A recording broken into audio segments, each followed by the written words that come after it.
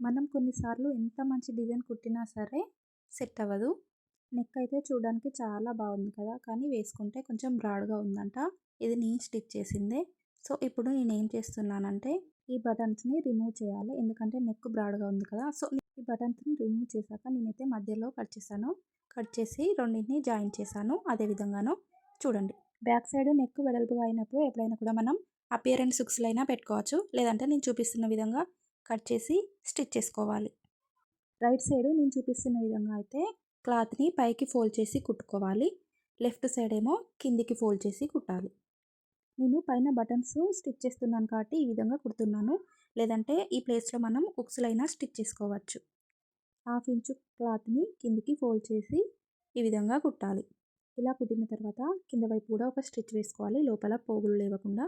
ఈ కింద వైపు వేసే స్టిచ్చు ఓన్లీ కింద మాత్రమే కనబడాలి. పైన క్లాత్‌కి కనబడకుండా కుట్టాలి. ఈ విధంగా కుట్టిన తర్వాత పైనైతే నేను 3 బటన్స్‌ని స్టిచ్ చేశాను. ఎందుకంటే పైన కింద కుట్టు కనబడకుండా. అండ్ ఒకటి మధ్యలో. ఇలా చేయడం వల్ల నెక్ బ్రాడ్‌నెస్ అయితే తగ్గుతుంది. ఐడియా మీకు నచ్చితే లైక్ చేయండి.